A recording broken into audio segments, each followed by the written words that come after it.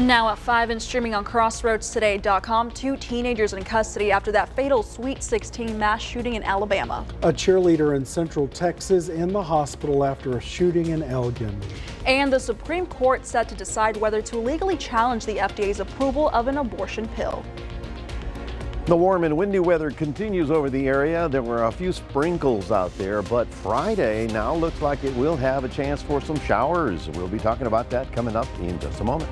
The 84-year-old homeowner accused of shooting Ralph Yarl pleading not guilty in his first court appearance. You're watching 25 News Now at 5. Good afternoon. Thank you for being with us. I'm James Munoz. And I'm Karina Garcia. A cheerleader is in the hospital after a shooting in Elgin near Austin. It happened Tuesday night in a grocery store parking lot.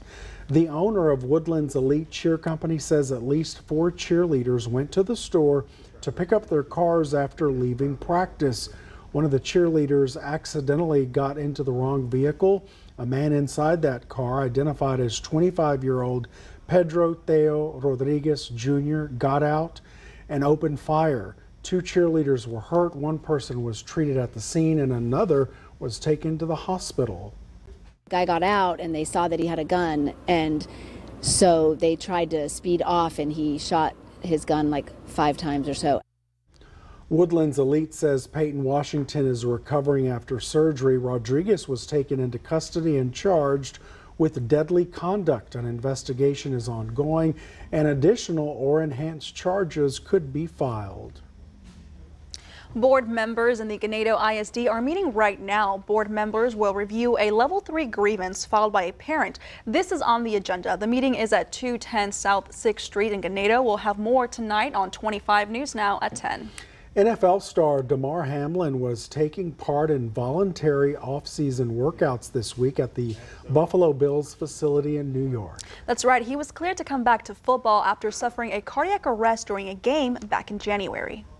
Nearly 4 months after collapsing on the field, Damar Hamlin is back to playing ball. I died on national TV in front of the whole world. In January, after appearing to be hit with a helmet in his chest while making a tackle, the Buffalo Bills safety says he went into cardiac arrest caused by commotio cordis. That's when severe trauma disrupts the heart's electrical charge and causes dangerous fibrillations. Some people might say that coming back to play might not be the best option. But that's their opinion. And like I said, I've been beating statistics my whole life, so I like my chances here. It's not a surprise that he's being allowed to play again. Health experts say since this happened, Hamlin has likely undergone numerous heart tests. They basically said his heart function is back to normal and that he doesn't have an underlying problem, an anatomical problem with his heart, or an electrical problem, for example. Because commotio cordis is rare and Hamlin's heart has no underlying issues, it's unlikely that he'll have problems again. That's why he was cleared to play. If you've had a concussion, there's plenty of evidence now to suggest you are more likely to have a second concussion. We can't really say that with commotio cordis. His chance of having this is the same as the general population. For Health Minute, I'm Mandy Gaither. Tomorrow at 6 and 10, watch a 25 News Now Extra with Adam Seibel. We joined ABC News for their extended coverage this week on Earth Day with Climate Crisis, the Power of Water. We'll hear from farmers in Matagorda County and learn more about the impact the Texas-Colorado River and recent droughts have had on their crops. That's tomorrow on 25 News Now at 6 and 10. Let's turn our attention to weather. Chief Meteorologist Mac Bettis. Mac? Thank you very much, James. Well, folks, we had another gust of 31 miles an hour just about 2 hours ago, so it was another breezy afternoon. Cloud deck is still with us, but now, you know, things are starting to develop. We're going to be looking at the showers rolling in on Friday, so I'm thinking you may have some showers to deal with by then. Right now, it's 78 degrees.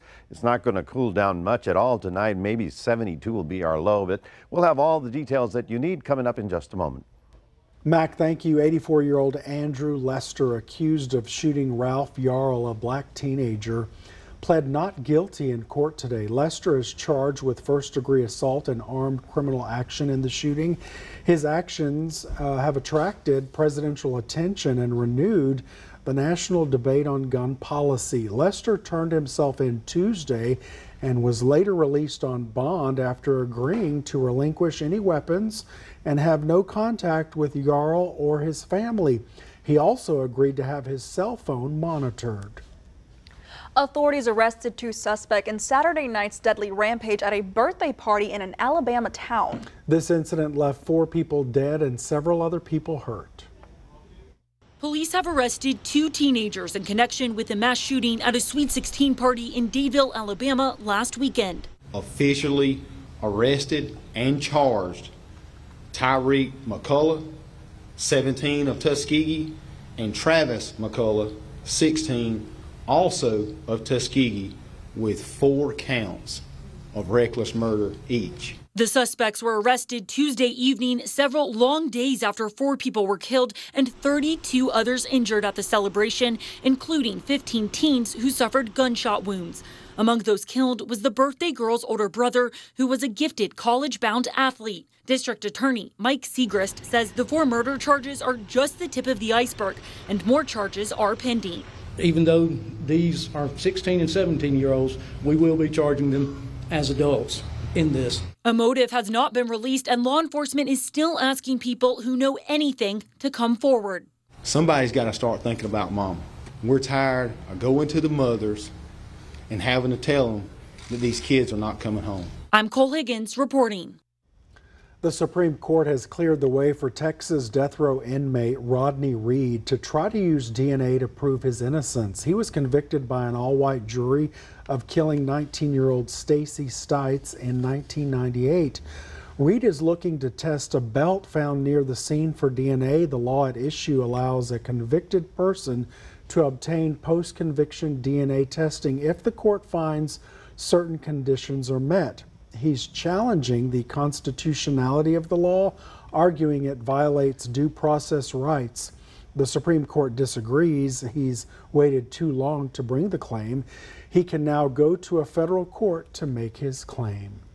Now, the Supreme Court has temporarily extended women's access to the abortion pill mifepristone until Friday. In an order signed by Justice Samuel Alito today, the court indicated it will act by Friday night. The Supreme Court extending its stay until Friday, delaying implementation of the Fifth Circuit's ruling, meaning wide access to the abortion pill mifepristone remains in several states. On Capitol Hill, Democrats arguing this decision is bigger than one abortion drug. It threatens to undermine the FDA's evidence-based scientific review process, and it will put countless lives at risk. The case ending up at the high court after dueling lower court rulings. First, a Texas federal judge's ruling to reverse the FDA's mifepristone approval, arguing the agency had not properly considered its health effects. Then, an opposing decision from Washington State, where a federal judge ordered the FDA to preserve mifepristone access in 17 states and Washington, D.C. After a Justice Department appeal of the Texas decision, the Fifth Circuit issued its ruling calling for stricter guidelines on prescribing and administering mifepristone and blocking its delivery by mail. I think the radical abortion policies of the Biden administration are wrong, but at the end of the day, we're a rule of law nation. Upholding the Fifth Circuit decision would roll back the expanded access women have had to the drug for several years. And that's exactly what the group of conservative doctors that brought the original mifepristone suit is now demanding.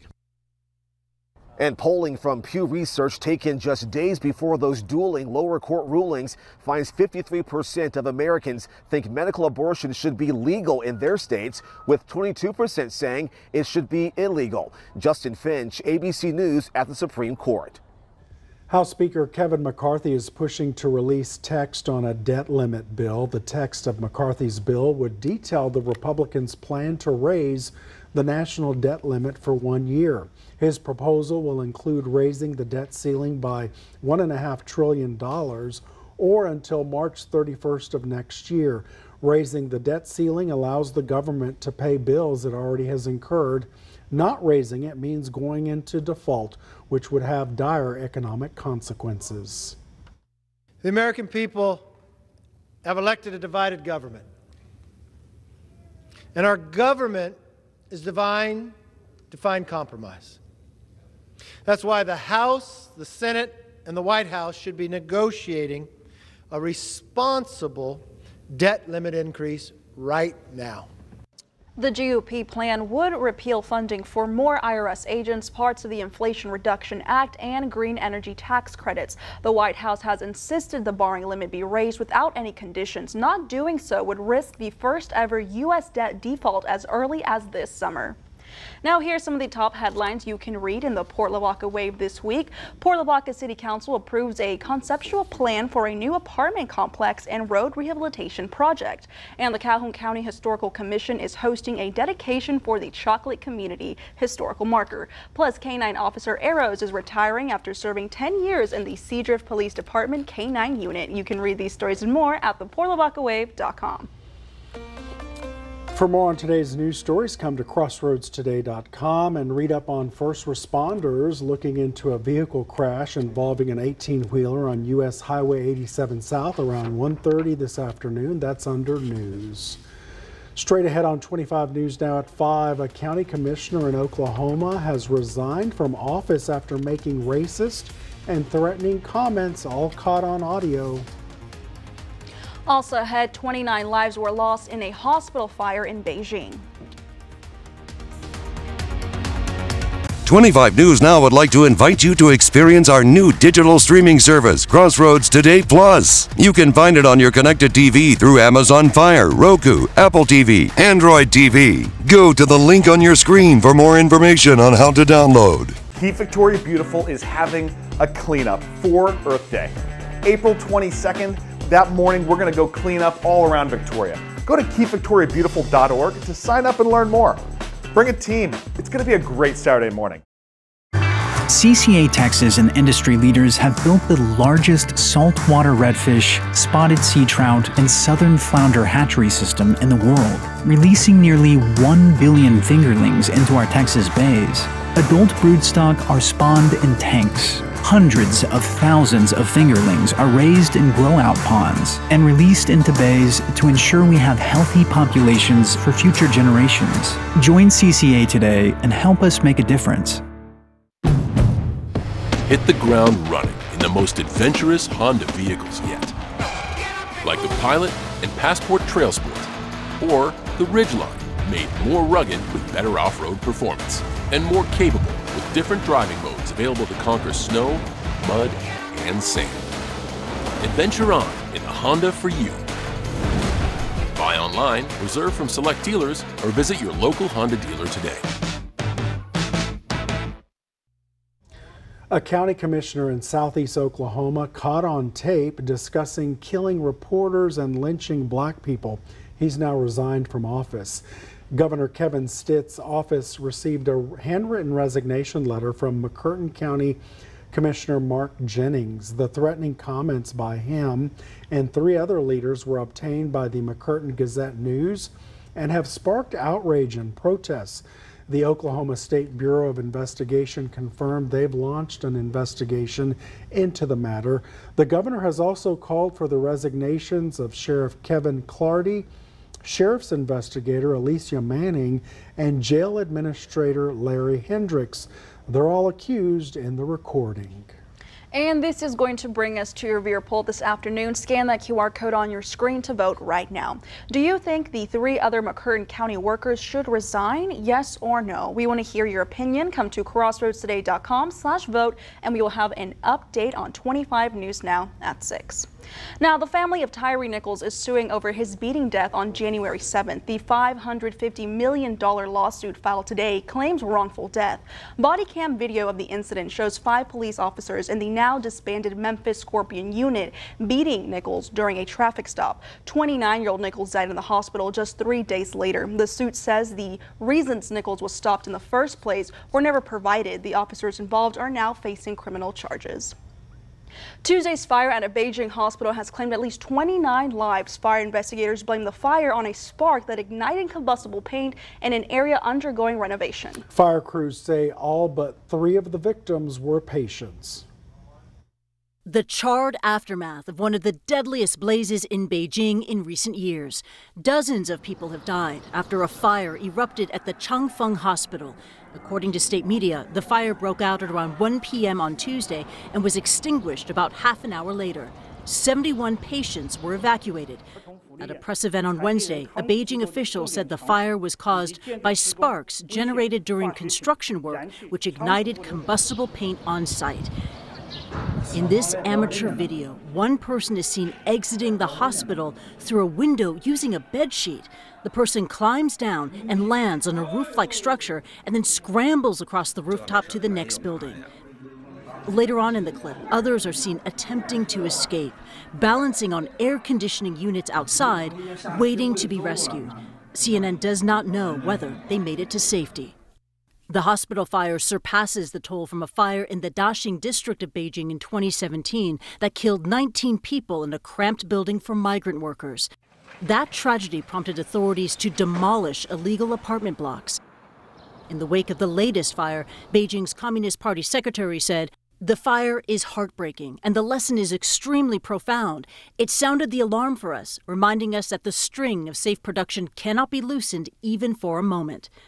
Official Chinese media did not report on the fire until many hours after it was extinguished, prompting criticism on social media. One Weibo user writes, "The incident happened after 12 p.m. and not a single media outlet reported on the breaking news at the time. Nearly 10 hours later, after 9 p.m., they started to release standardized press releases. The media has now basically become copy machines for standardized press releases." Hospital fires are rare in China, and after the tragedy in Beijing, 12 people have been detained on suspicion of gross negligence. Christy Lustout, CNN, Hong Kong. A Virginia Walmart has reopened nearly 5 months after an employee killed 6 co-workers at the store. A ceremony was held prior to the Chesapeake store's opening. Leaders say the retailer holds a significant presence in the area, helping with economy, anchoring a retail district, and employing around 300 people. Some say it's bittersweet to see it reopen, but others say it's necessary to move forward. First thing that came to my mind was to brighten the whole place up, the parking lot, the inside. I've been to this Walmart many times, and I just felt this kind of darkness that was here, but just the opposite when I walk in. The well-lit, the white walls, the open space. I think it's a very welcoming place now. Authorities say a store manager was behind the November shooting. The 31-year-old shooter turned the gun on himself afterwards. Now, here are some of the top headlines you can read in the Cuero Record this week. CISD Education Foundation names Sean Douglas as the new executive director. And early voting for Cuero City Council starts Monday, May 6th. Plus, the city of Cuero brings local attention to Child Abuse Prevention Month. You can read these stories and more at DeWittCountyToday.com. Thanks, Karina. Grab your cell phone, scan this QR code, our quick response code, to download the Crossroads Today app. Watch us wherever, whenever, get breaking news alerts, and vote in our viewer polls. Submit news tips, videos, and photos, and you'll know about our ongoing contests. Mac? Thank you, James. Good afternoon, everyone. Well, the wind is up, and it was up to 31 miles an hour. And, of course, the rain chance is now going to increase, not so much tomorrow, but definitely on Friday as another front rolls into the area. We'll take a look at all your weather forecasts coming up in just a moment. On Saturday, March 18th at 9:40 p.m., officers with the Victoria Police Department responded to a call of shots fired on the 3600 block of East Forest Street. They located a 32-year-old man who had been shot. Witnesses advised that after the shooting, the suspect fled in a dark-colored truck.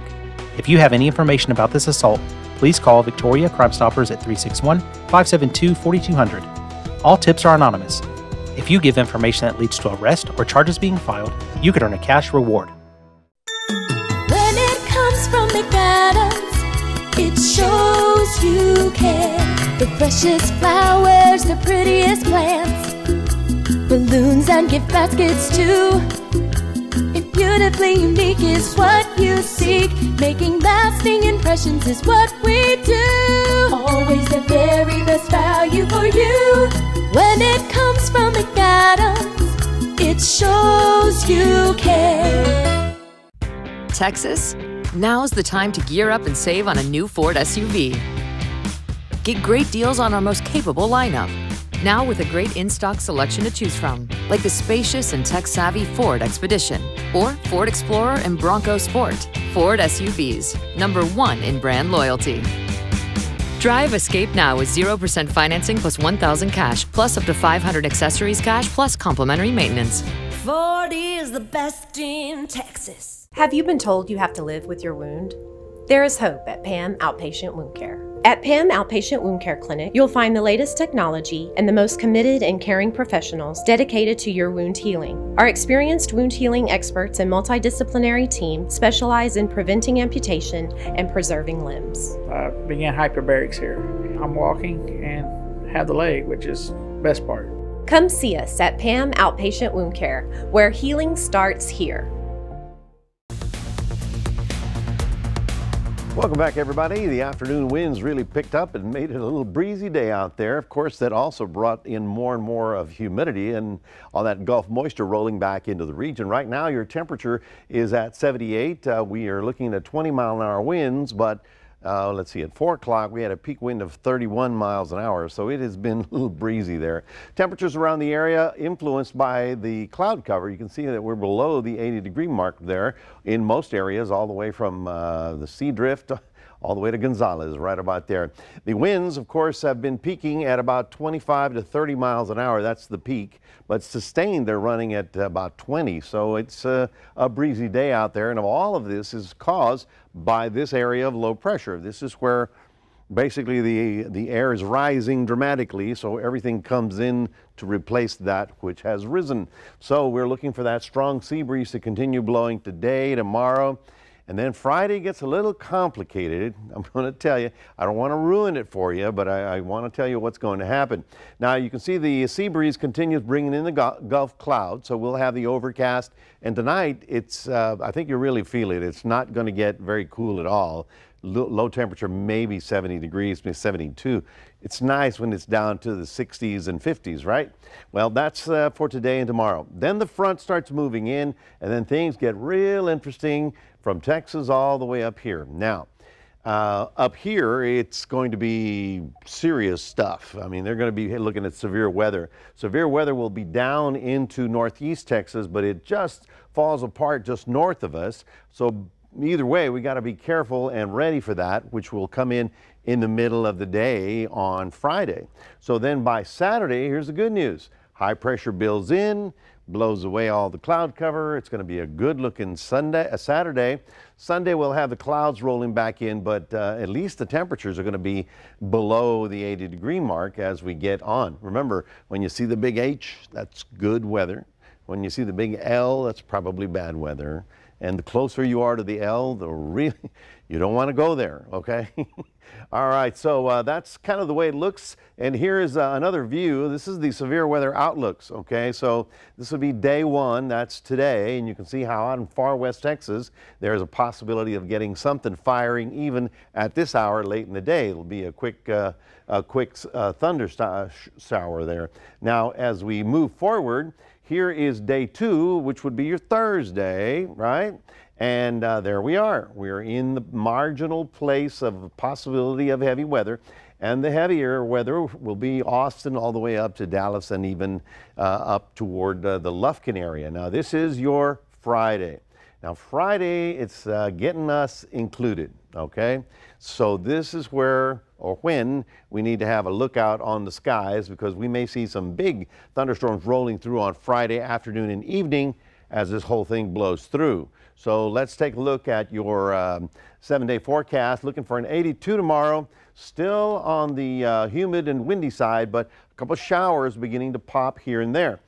Big activity will be on Friday. Then by Saturday, that cooler weather blows in, and on Sunday, not a bad day with a high of about 72. So that is your 7-day forecast, folks, reminding you that we have this QR code. We want you to scan it, put it on your phone, and you can get your news, weather, and sports wherever you are, whenever you are, and whatever time of the day you need it.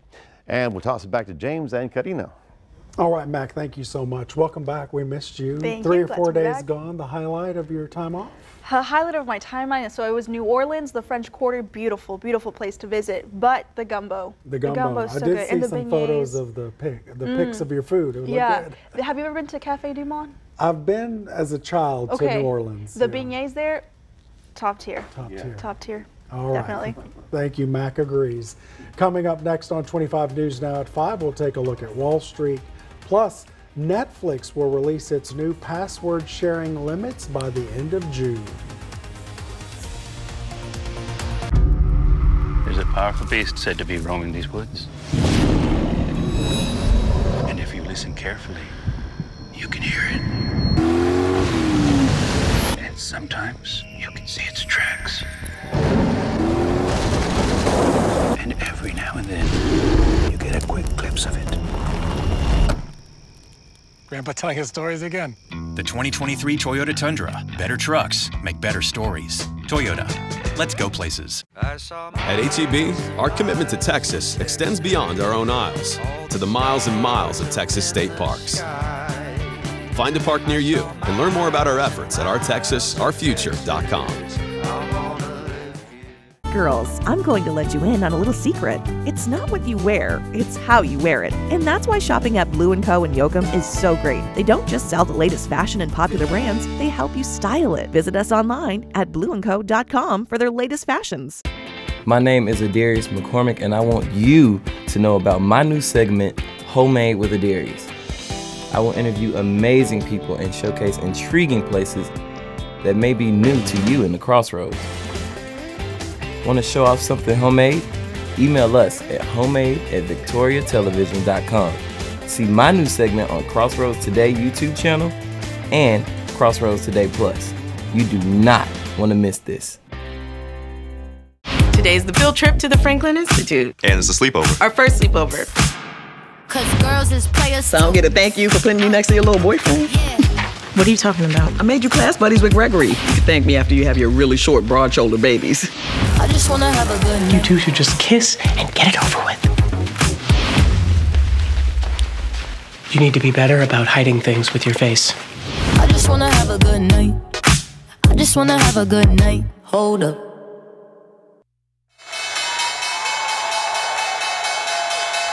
Taking a look at your stocks, the Dow losing 79 points, the S&P 500 losing 1 point, and the Nasdaq up 3 points. Oil down $1.70, closing at $79.16 a barrel.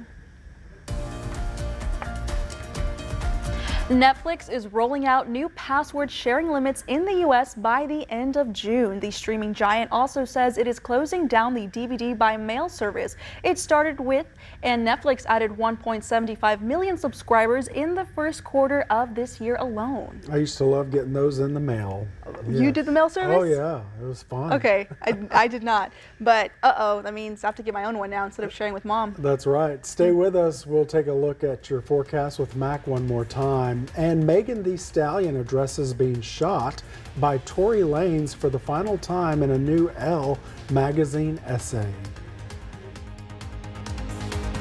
I pledge allegiance to the flag of the United States of America. USA Foundation Repair, in conjunction with 25 News Now, brings you our Pledge of Allegiance every weekday morning. It's your time to reflect and celebrate our greatness as a country, to be a patriot, and to give thanks for living in the best country in the world. And it all began when you recite our pledge. Brought to you by USA Foundation Repair and 25 News Now. Indivisible, with liberty and justice for all.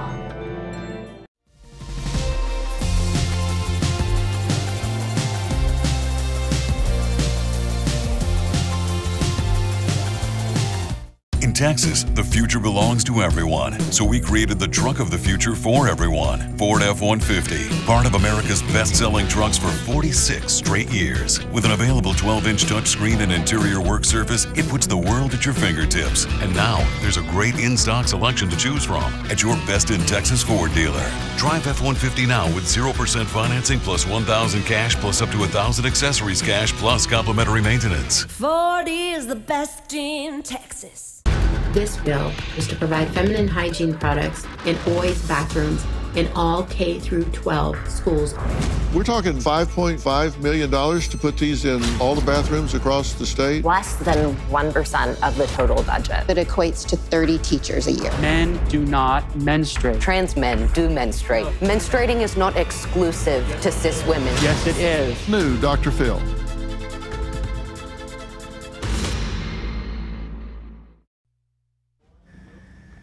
We want to invite you to experience our digital streaming service, Crossroads Today Plus. You can find it in your connected TV through Amazon, Fire TV, Roku, Apple TV, Android TV, and on your cell phone. Just search Crossroads Today Plus.